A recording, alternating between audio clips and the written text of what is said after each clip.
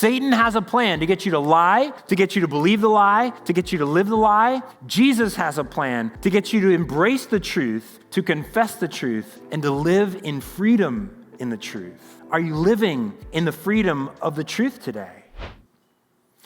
Now, feel free to disagree with me on my take here with David. And you can write me an email, you can argue about it, that's fine. That's fine. We don't all have to agree on this. But I do want to talk about you and I today.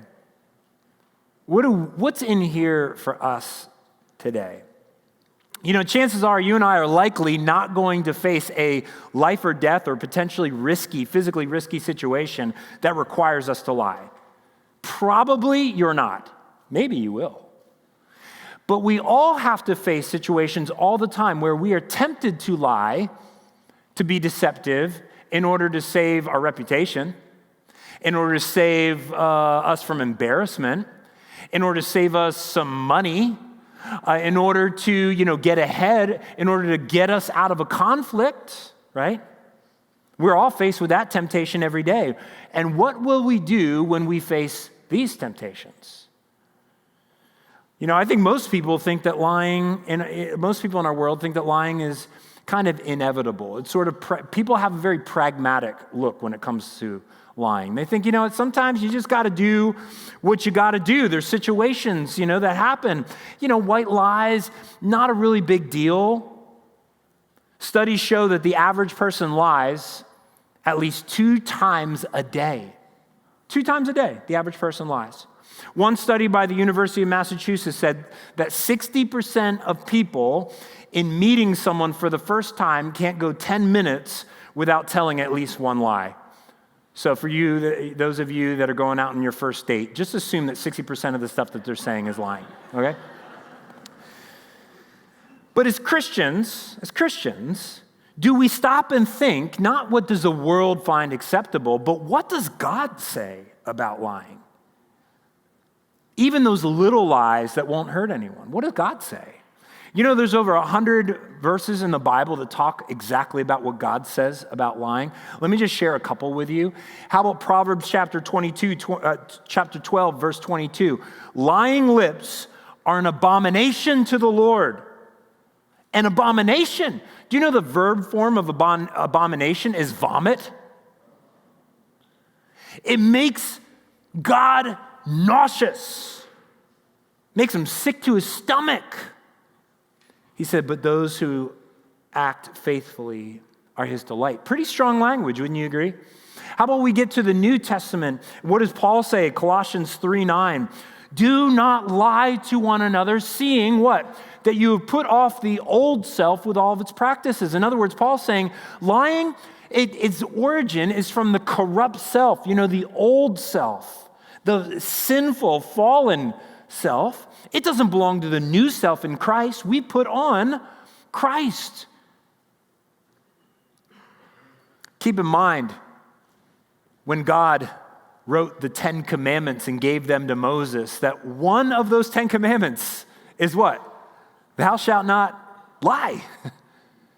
Bear false witness. I think this is a pretty big deal to God.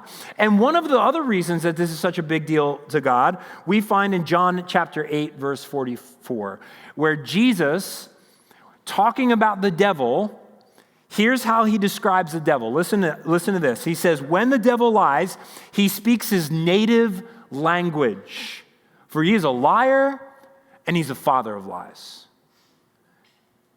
Which means, friends, that when we speak lies, we're actually speaking the devil's language. You ever think about it like that? When we lie, we're speaking the devil's very native tongue. In fact, lying is the devil's primary weapon against us. Can I share with you briefly how the devil uses lies strategically in our lives? It's a 3-point strategy. Number 1, he gets you to lie. He gets you to speak his native language. He gets you to tell little white lies to get you out of jam, Officer pulls over your car and says, do you know why I pulled you over? You go, no. Or when you're late for work and the truth is that there wasn't a jam on 95 or 202, it was actually you just slept through your alarm clock. Or lies to get you what you want. You're trying to sell your house, you have a buyer walk through the house and they go down to the basement. They go, do you ever have any water problems down here in the basement? And you go, water problem? No, never. Never seen that.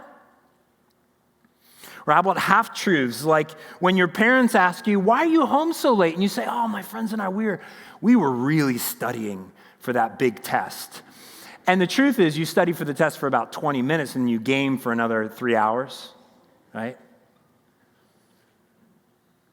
How about fudging, the truth in order to benefit yourself, like, fudging the quarterly reports to make them look like you did better than you actually did, or spinning a situation to kind of weasel your way out of any culpability. Or how about exaggerating a story to make you look like the hero or make you look like the victim? Friends, all of these are just ways to get you to speak, to get us to speak the devil's native tongue. After the devil gets you to speak lies, then second strategy, gets you to lie to yourself. Gets you to believe the lie, gets you to justify the lie. It's not really a big deal. Everybody does this. It's not my fault. Hey, I was just protecting someone. I was protecting myself. I didn't know what else to say. I can't tell the truth because it'll cause too much drama. How about this one? Many people say this one to me. I can't tell them the truth because it'll hurt them. It'll hurt their feelings, right? It's okay because, that little white lie didn't hurt anyone and got me to where I needed to be. And when the devil gets us to justify and lie to ourselves, then he's got us in the crosshairs to do his third, which is his masterpiece. Get you to live a lie. To get you to live a lie. This is the devil's masterpiece. It's what Jesus called, and he actually called out and reserved some of his harshest words for this kind of person, the kind of person that lives a lie, and he called them hypocrites. It's someone who says one thing, but lives a completely different way. It's someone who claims one thing, but lives in an entirely different way when no one's watching. It's someone who lives a secret life.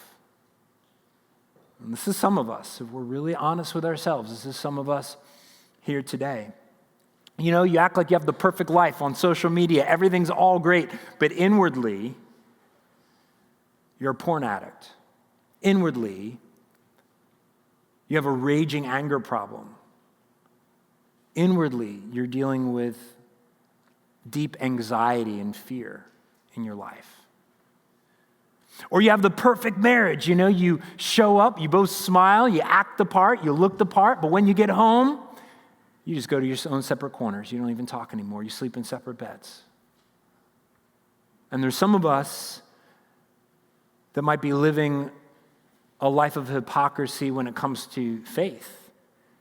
Maybe, we say we're Christians, we know some of the right words, we come to church, but we don't actually believe.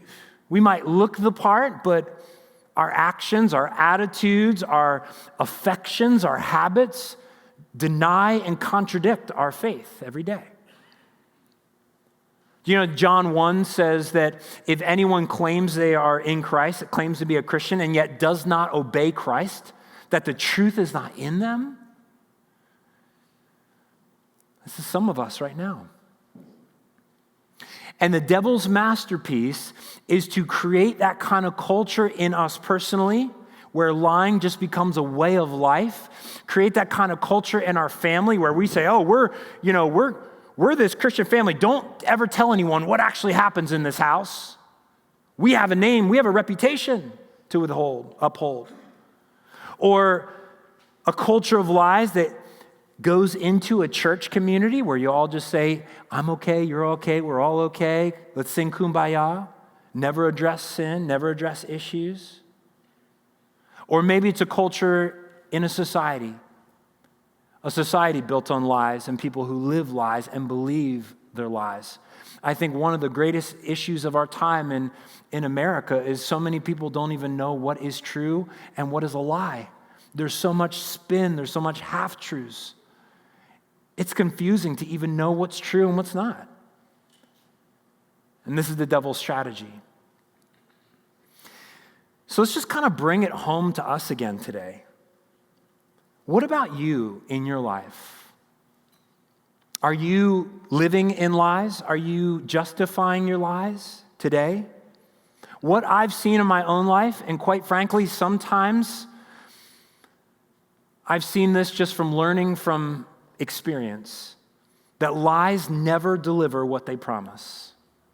Lies never deliver what they promise. They promise to help us avoid a conflict. They promise to, get us ahead. They promise, to give us what we want, but it never delivers what it promises. And what the devil wants to do in our lives is to keep us in that place of bondage. Who is the devil? The devil is the father of lies. What is his native language? Lying. What is his greatest tool? It's deceiving us away from the truth. But what do we believe about God, friends? Who is the Father? He's the Father of truth. What is his native language? It is speaking the truth. Who is Jesus? He is the way, the truth, and the life. No one comes to the Father except through him. What did Jesus say in that very same paragraph that he talked about the devil and what he speaks? This is what he says about himself. Chapter 8, verse 32. Then you will know the truth. He's speaking to himself about himself in the third person, and the truth will set you free, friends.